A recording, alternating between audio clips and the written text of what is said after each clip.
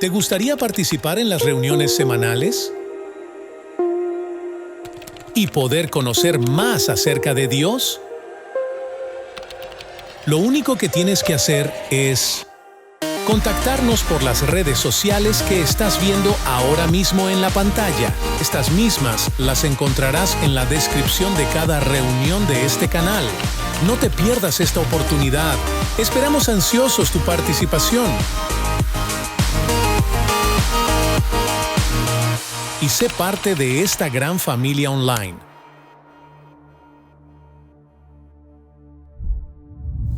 Hola queridos hermanos, hoy tengo la bendición de compartir un nuevo capítulo de Juana. Una palabra hermosa y llena de fe que será un rema en nuestra vida. Hoy hablaremos el tema Jesús purifica el templo. Para entender mejor vamos a leer completo los versículos de la Escritura. Esto está en Juan capítulo 2, versículos de 13 al 22. Versículo 13. Estaba cerca de la Pascua de los judíos y subió Jesús a Jerusalén. Versículo 14. Y halló en el templo a los que vendían bueyes, ovejas y palomas, y a los cambistas allí sentados. Versículo 15. Y haciendo un azote de cuerda, echó fuera del templo a todas las ovejas y a los bueyes. Esparció las monedas de los cambistas y volcó las mesas. Versículo 16. Y dijo a los que vendían palomas: quitad de aquí esto y no hagáis de la casa de mi padre casa de mercado. Versículo 17. Entonces se acordaron sus discípulos que está escrito: el celo de tu casa me consume. Versículo 18. Y los judíos respondieron y le dijeron: ¿qué señal muestras ya que haces esto? Versículo 19. Y respondiendo Jesús y le dijo: destruid este templo y en 3 días lo levantaré. Versículo 20. Y dijeron luego los judíos: en 46 años fue edificado este templo y tú en 3 días lo levantarás. Versículo 21. Más él hablaba del templo de su cuerpo. Versículo 22. Por tanto, cuando resucitó de entre los muertos, sus discípulos se acordaron que había dicho esto y creyeron en la Escritura y la palabra de Jesús que había dicho. Qué hermosa palabra, hermano. Amén.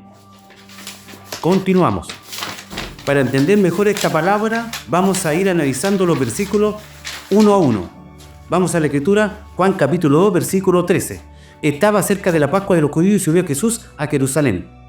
¿Qué nos está diciendo este versículo? Que Jesús fue a Jerusalén para asistir a la fiesta de Pascua. ¿Pero qué era la fiesta de Pascua? La fiesta de Pascua era una de las fiestas más celebradas y por los judíos, que recordaba la liberación de los israelitas de la esclavitud en el antiguo Egipto. Esta Pascua o ceremonia se cumplía todos los años en el templo de Jerusalén, los días 14 del mes judío llamado Nisan. Muchas personas realizaron un viaje largo para llegar a esta celebración. Vamos a la Escritura en Juan capítulo 2, versículo 14. Y halló en el templo a los judíos que vendían bueyes y ovejas y palomas, y allí a los cambistas allí sentados. En este versículo habla sobre el templo que era la casa de Dios, que se había convertido en un negocio. Recordemos que en este templo fue construido por el reinado de Salomón, unos 1000 años antes, en una colina del monte de Moriah, en Jerusalén. Salomón era un siervo de Dios, hijo de David y su madre Betsabé. Fue el tercer y último rey de Israel. Dios decidió que David no era el adecuado para ser el que construyera el templo, sino que sería su hijo Salomón quien diera vida a la casa del Señor. Leeremos un versículo que nos habla cuando Jesús le habla a Salomón cuando construye este templo. Esto está en Primera de Reyes, capítulo 6, versículos 11 y 13.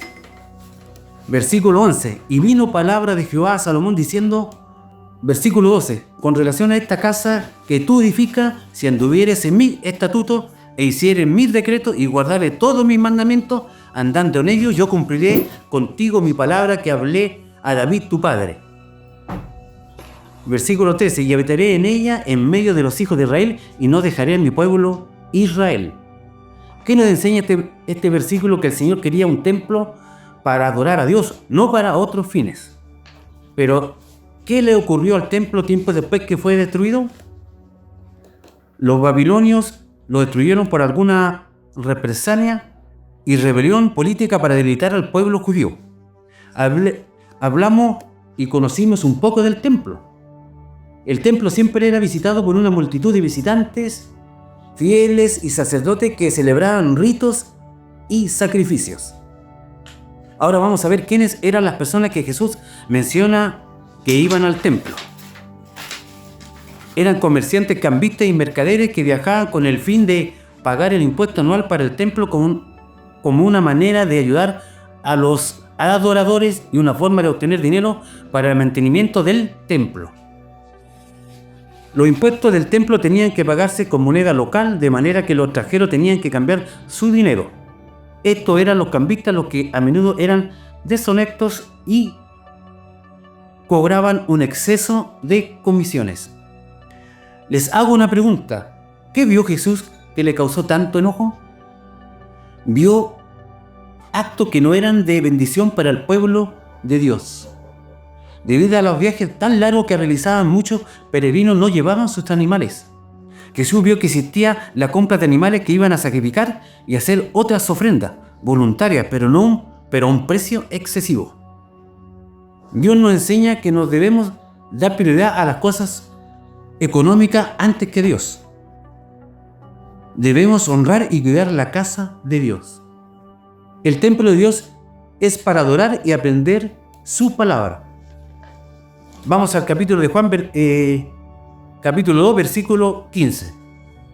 Y haciendo un azote de cuerda echó fuera del templo a todos, y las ovejas y a los bueyes, y esparció las monedas de los cambistas y volcó las mesas.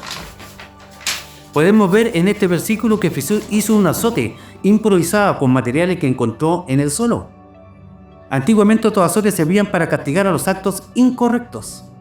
Podemos ver que el azote hecho por Jesús no causaría gran temor o daño físico para dominar a toda la multitud de gente que estaba en el templo. Jesús no necesitaba usar la fuerza física para hacer su voluntad. Su palabra tenía todo el poder para controlar cualquier situación. Su intención principal era mostrar un acto simbólico de autoridad sobre el templo. Como dice su palabra, echó todos los que estaban haciendo algo incorrecto, como los cambistas, los comerciantes y a los vendedores de animales. Jesús botó al suelo las monedas, lanzó las mesas en señal de rechazo a lo que estaba ocurriendo allí. También hace mención que echó a los cambistas. Ellos eran los encargados de dar a los fieles las monedas judías admitidas en el templo a cambio de la extranjera. Los cambistas eran los que cobraban una comisión en cada operación de cambio que realizaban, dando lugar así al abuso económico. Así como Jesús mostró su enojo frente a lo que había convertido la casa de Dios, no debemos permitir cosas incorrectas. Debemos actuar con la confianza que Dios es nuestro respaldo en todo momento. ¿Cuándo ocurrió este hecho de la limpieza del templo? Jesús trajo y despertó la ira y el enojo de los judíos, que tiempo después no dudaron en perseguirlo hasta el día de su crucifixión. Ahora vamos a leer Juan capítulo 2, versículo 16. Y dijo a los que vendían palomas: quitad de aquí esto y no hagáis de la casa de mi padre casa de mercado. Podemos ver cómo el templo de Jesús era la casa de su padre. Jesús se siente extraño en aquel lugar. Lo que ven tus ojos no tiene nada que ver con lo que Dios quiere. La intención de Jesús era que el templo debía ser un lugar santo. Se debía dar un uso digno, no un mercado en donde se mezclaban el abuso, el engaño hacia las personas creyentes. ¿Qué lección nos deja este versículo? Que a veces todos podemos ser unos cambistas o vendedores, que solo buscamos el propio interés personal y no cuidamos la casa de Dios. Podemos ver en un pasaje que habla sobre lo que han convertido el templo. Esto está en Lucas capítulo 19, versículo 45-46. Versículo 45. Y entrando en el templo comenzó a echar fuera a todos los que vendían y compraban en él. Versículo 46. Diciéndole: escrito está, mi casa es casa de oración, mas vosotros la habéis hecho cueva de ladrones. Este versículo nos dice que los judíos convirtieron la casa de Dios en un comercio que rondaba la avaricia y el robo. Dios nos manda a ocupar el templo como casa de oración y adoración. Leamos ahí Juan capítulo 2, versículo 17. Entonces acordaron sus discípulos que está escrito: el celo de tu casa me consume. ¿Qué nos enseña este versículo? Es que Jesús tenía el celo de la casa de Dios. Este versículo nos enseña que no es un celo humano o un celo de pareja, sino un celo de cuidar la casa de Dios. Según los diccionarios, celo significa un interés extremo, activo por una causa o persona. Nosotros debemos ser apasionados por Dios, ser activos por conocer su palabra. Los discípulos de Jesús recordaron las palabras que Jesús dijo en un salmo tiempo atrás. Salmo 69, versículo 9. Versículo 9. ¿Por qué me consumió el celo de tu casa y los denuestos de los que vituperan y cayeron sobre mí? Denuesto significa injuria grave y vituperaban significa un desprecio o maltrato de los hombres hacia Cristo. Podemos ver cómo Jesús no le agradaba a las personas que no cuidan la casa de Dios y quienes no creían en las promesas de Dios. Por eso Jesús destruyó todo el templo falso y levantó un templo verdadero y eterno en su celo. Vamos a la palabra en Juan capítulo 2, el versículo 18-21. 18, versículo 18. Y los judíos respondieron y dijeron: ¿qué señal nos muestras ya que haces esto?